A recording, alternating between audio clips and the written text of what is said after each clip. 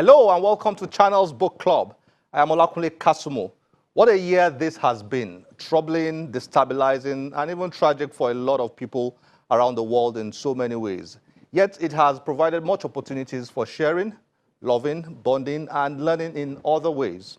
One of the things I've been able to do personally during this period is to take out time to go through my bookshelf for what I call abandoned books.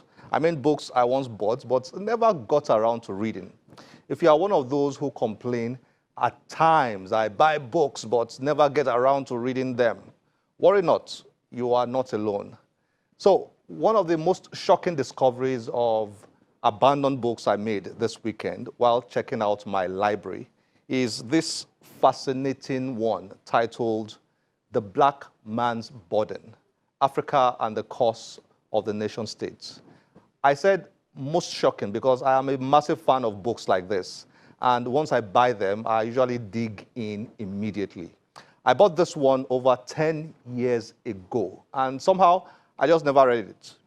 Very strange indeed. Well, no more. After flipping through the first introduction page, I got completely hooked. The author, Basil Davidson, is a well-known writer and historian of Africa whose books and writings have appeared in many languages.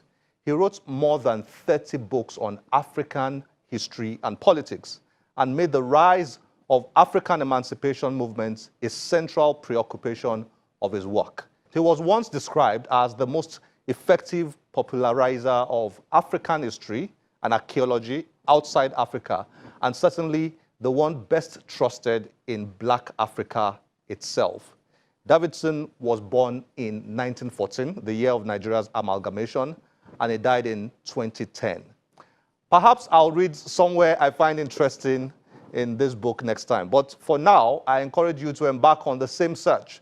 Dig out those books you have left unread and start reading them. You'll be glad you did. Up next, let's show you an interview we had with a distinguished young woman who is a performance coach, women in leadership advocate, speaker, and human resource leader with multicultural experiences across Africa, Europe, India, the Middle East, and the US. She is the author of 18 books, which include her most recent titled Uplift Your Productivity. That's an amazing number of books for anyone to have written. Mofoluwasho is popularly called Fofo.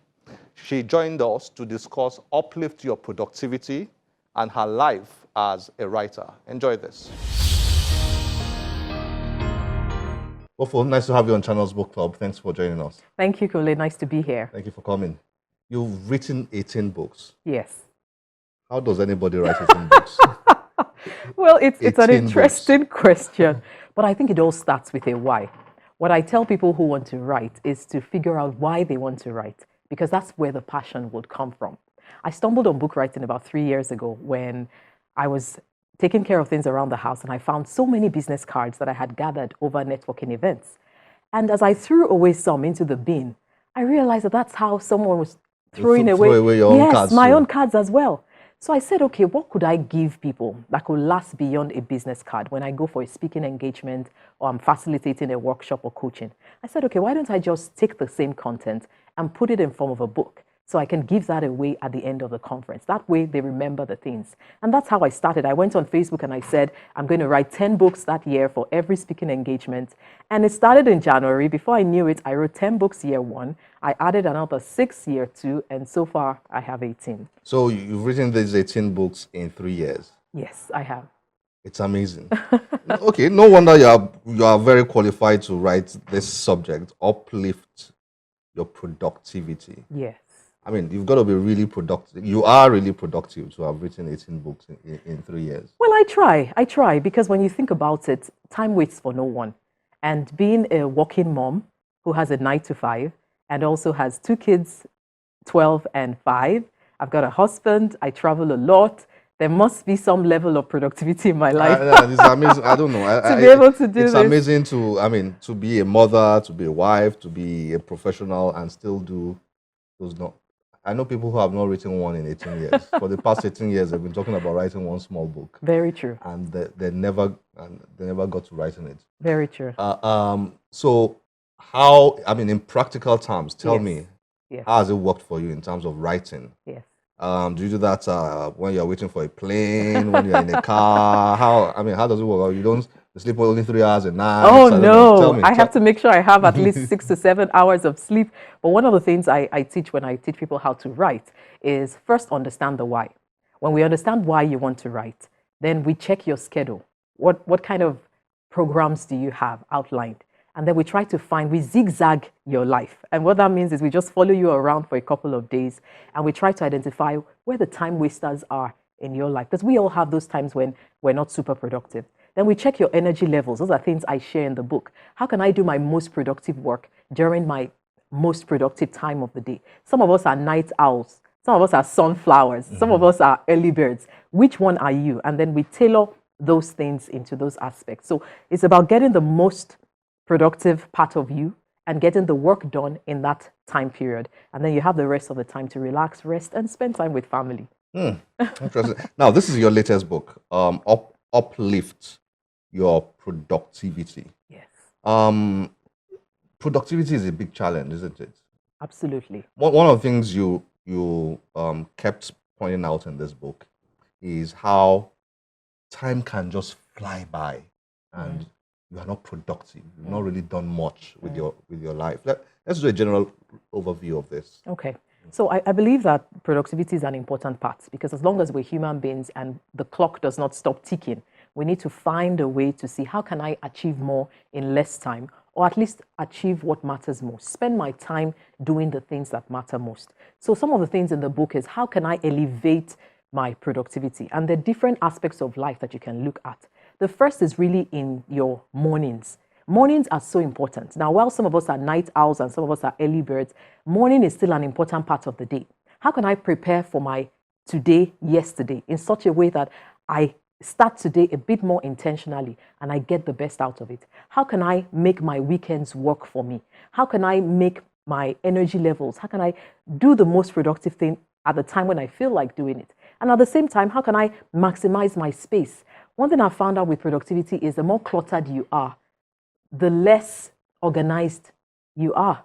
The more cluttered you are, yes, the less organized you are. Yes. So one of the things I teach in this book is how can I declutter my mornings? How can I declutter my space? How can I declutter my mind?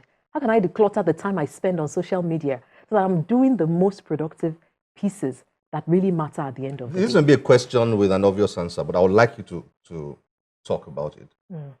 Who is productive? Who is not productive? It's an interesting question because it has different answers to it. But if I give a simple one, a productive person is someone who is able to accomplish what matters most at that time T. What matters most at that time T. So for example, if you're meant to be at home, spending time with family, and you're using that time to be on your laptop, in a sense, you may say you're productive, but you're not doing what you need to do at that time. Even though you're home. Even though you're home. You're on Facebook or Twitter. Exactly. Because while you're home, your kids want 100% attention, your wife or husband want 100%, and you're not there. And this happens to a lot of us, doesn't it? Absolutely, absolutely. But then it causes a lot of migraine if you check, because on one hand, you're at work, you're thinking about things you want to do outside of work. Then you're at home, you're thinking of the things you want to do at work. How can you maximize the time in the season you're in or in the space you're in, such that you give your best during that time? And then when you move into another domain, you also give your best during that time. These are some of the strategies I teach here. And then you said here that, okay, I marked a few things that you wrote here, but let me read quickly. You said maybe this is because time management as understood and discussed these days is overrated. Now, the background to this is you spoke about how people have been involved in time management for many years. Yes. And yet it hasn't helped much. Absolutely. Talk to me a bit about that. Because if you go Google up the word productivity, you will find 1,001 books that have been written. But we're all still battling with it. So what is the essence? What is the thing about it? I believe that there is no magic formula. And there's no one size fits all. Kole, your own productivity is different from mine. And the schedule you will have will be different from mine. The key thing is to understand the season of life you're in. What are the things that matter most to you? Where are your time wasters? And how can we maximize the time you have? And it will be something that we've tailored to you. So for you, maybe schedules work for you. For some other people, it's more graphics that work for them. For some other people, it's apps that work for them. So we figure out what works for you in the season of life you're in. What is it you're trying to accomplish? As long as you're productive. As long as you're productive. You spent a lot of space here. Yes. Tackling the issue of time wasters. Yes. Talk to me about time wasters. Time wasters are very, very terrible. Oh my goodness. And they're all around us. and from what you've written here, time wasters are life wasters. Yes. Because you said here, your time is your life. Yes. Talk to me a bit about that. And the thing that. about it is, it's very easy for us to make more money. It's very easy for us to make new friends. But it's not easy to gain time. Because what happened yesterday has passed. Gone forever. It's gone forever. What we're doing right now, time is passing.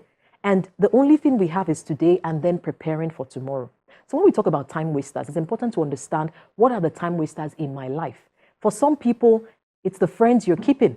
They're not adding any value to you. Friends that they just take away from you. When you have a friend who every time you share a dream with, that dream just withers away. You need to check, is this really a multiplier of time to me? Is it adding value to me? For some of us, it's social media. You know how it is. It's all in our face. That's a dangerous one email pings up, or that Instagram photo comes in. While you're looking at that, another Insta story has shown up. Another Facebook video has come up. Before you know it, you spent a lot of your time doing that. For some of us, it's Owambes. The amount of time you spend every Saturday on Owambe. You want to write a book, there's certain sacrifices you need to make. You can't attend every Owambe. You can't say, I want to do everything I want to do and still write a book, or I still spend time with family. Those are things that I share inside the book. So if you understand how expensive time is, you will think about how you actually spend your time. One last question before we round up here. If time is so important, and we all say time is important, why do we waste so much time? I'm very curious about that. If time is so important, and we all claim it is, how come time runs away? Why do we waste so much time? I will tie it back to vision and your why. Why do we do the things we do? It could be that I want some pleasure out of it. It could be that it's helping me to accomplish something. There will be many distractions and interruptions around us that take away our time or make us spend the time. But what drives how you spend your time is really your vision. If you wake up in the morning and you say, today I want to do X, Y, Z, whether you like it or not, it will guide how you spend your time. You probably will spend more productive hours committing yourself to that vision you set for yourself than if you came out with a blank check. Oh, it's another morning, another Monday. Let's just see how life goes. Whatever will be, will be. If we have that kind of mentality, you can't maximize the time that you have. So it's important. What is my vision? Where do I see myself 1 week from now, 1 year from now? What are the things I want to accomplish? And how can I leverage within the time I have to do that and still sleep 6 to 7 hours? 6 to 7 hours. Yes. Thank you very much. Thanks for joining us on Channels Book Club. It's been an honor being here. Well done. Thank you, Kule. Nice to have you here. All right. Thank you.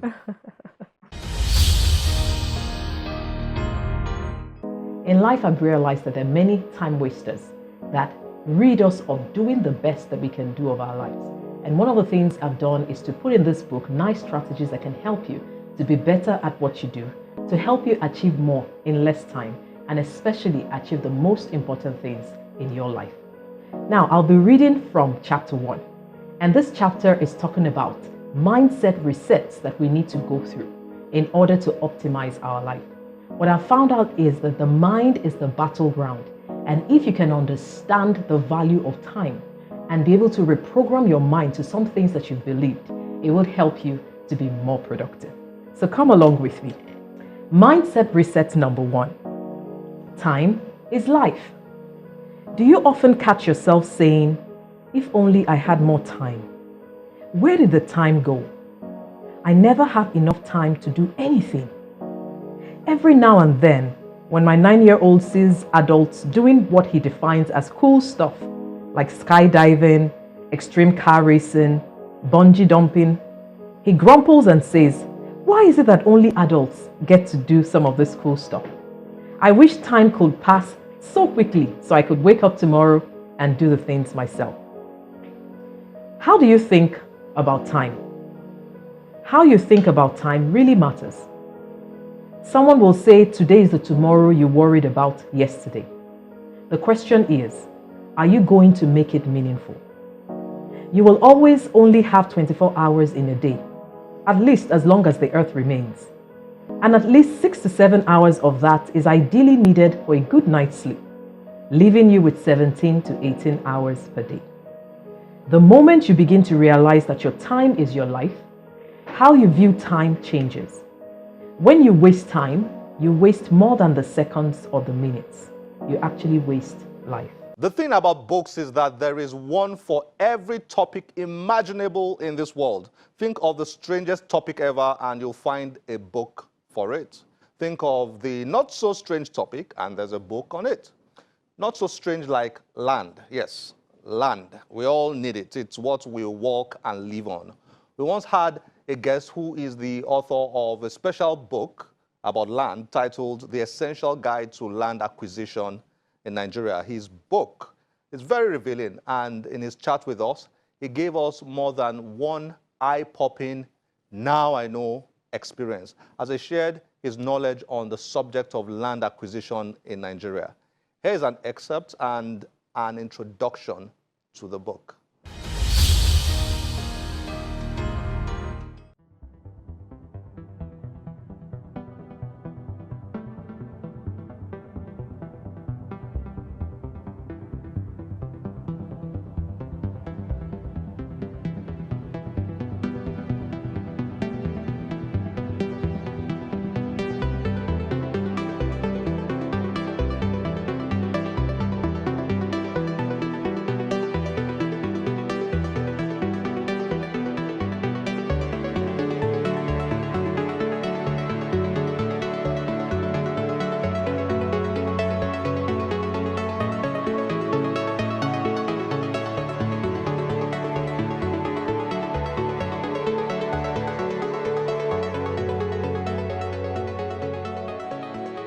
Anything you want to do in this world, you need land. Even the Air Force needs land for the planes to go into the air.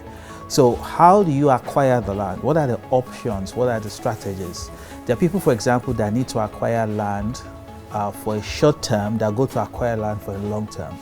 There are people that need to acquire land for specific purposes, that go to acquire land for different reasons. So this book is a guide. We call it a guide because it provides information on the various ways you can acquire land based on your need, and how to effectively do due diligence while you're acquiring the land. So the idea is, if you wanted to go to the stock, buy a share on the stock exchange, you have a lot of reports to buy from. I mean, you get dailies, newspaper reporting on it. But if you want to buy property in Nigeria, for example, you don't have that. But this book helps you to know this is what I should do, this is what I should watch out for, and this is how I should go about acquiring land for your use. Because there's a lot of contest over land. I mean, from owners to squatters to people that have various rights. And because we do not have a very effective land record system in Southwest Nigeria, in Nigeria generally, so you don't know. In other parts of the world, if I wanted to buy any piece of land, I would just go on the cadastral with my smartphone and I can know who bought it, who sold it to who, how much, what's the value, what's the rent, and all of that. Unfortunately, we don't yet have that in Nigeria, and that's why we have the issue. Sadly, Lagos had the land system as far back as the 1900s. But yes, but we have deliberately ensured that it didn't work, because once we knew we own each bit of land in Lagos, then we know who stole money to buy the land. So it's a deliberate strategy to ensure that people cannot determine it. The other part of it is that land is a very peculiar asset. So if I own a car, that's the only right on that car, ownership. But land, there are many rights on land. So I can own land, and what they say in that case is that I have a right to the land, and the owner of the land has what is called a bundle of rights: a right to buy, a right to sell, a right to build, a right to destroy, a right to gift, a right to give it as a pledge, a right to make it a mortgage. He has almost 10 rights because he owns it. So if you are my brother, I can give you one of those rights and say, you develop it. Right? So I own the land, but I give you the right to develop. So I can sell the land because I have 9 of the 10 rights. You have 1, but because you are the one building the house on it, you can also go to sell. And that's what happens in Lagos, for example, where you go buy a property from an estate, and the man says, so properties, and then you buy the property, and then when you now want to sign the agreement, you see another name.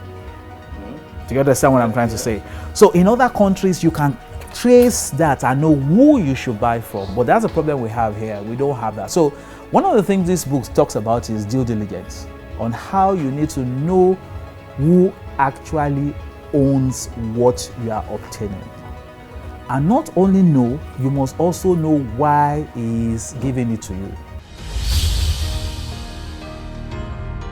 Finally, before we round up, here is a reading from a lady who found love and purpose on an island and wrote a touching book from the experience. Enjoy this.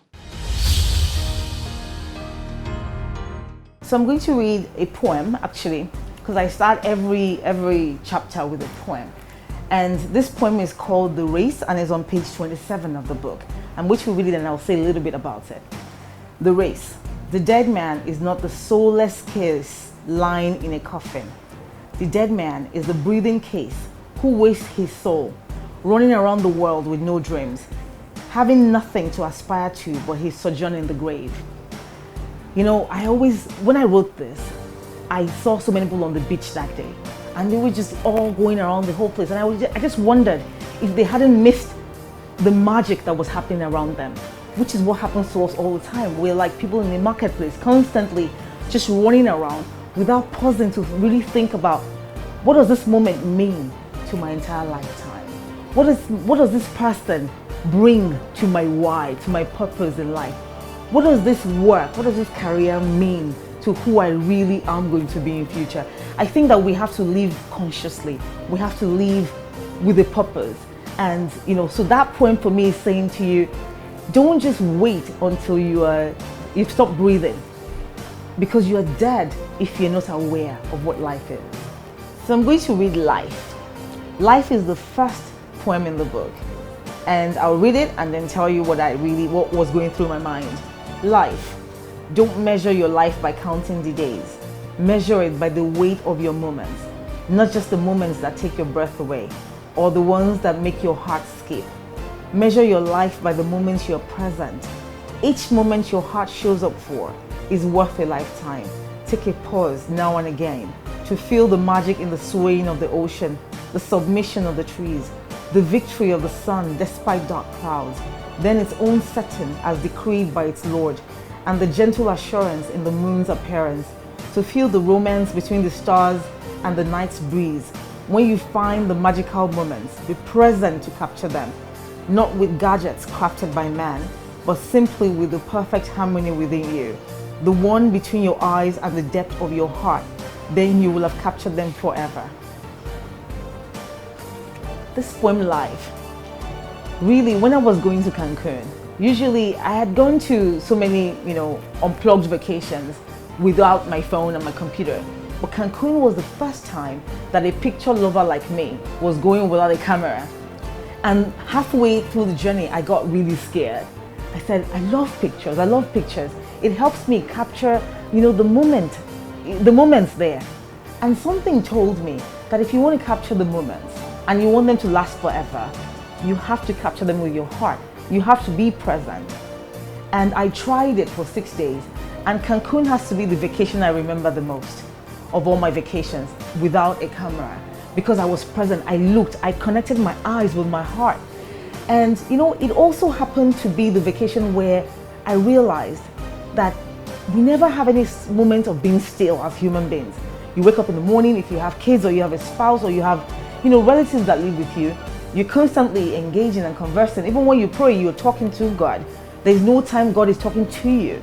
You get into your car, you put on the radio, you get into your office, people are looking for you. You get back home at night and there's no moment of stillness. So everything that you do in terms of prayer, you have talked to God. You haven't allowed Him to talk back to you. And Cancun helped me to be still and to be present and to be very conscious about the way I live my life. And I'm hoping that that theme is all over this book for anybody who is reading it, to understand why they have to steal moments away to be still.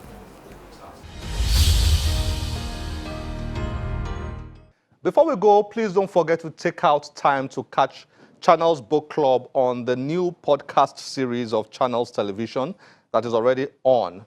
This podcast service will give you the opportunity to listen to episodes of Channels Book Club from anywhere. To get on board and enjoy this podcast service, visit www.channelstv.com/podcasts. If you want to save data or you are commuting and unable to watch the program, this will be excellent for you. So please hook up to www.channelstv.com/podcasts. This is where we have to end the show today. As always, we'll be delighted to get your feedback through any of our social media platforms displayed on your screen. I am Olakunle Kasumo. Remember, one great book can change your life. Bye-bye.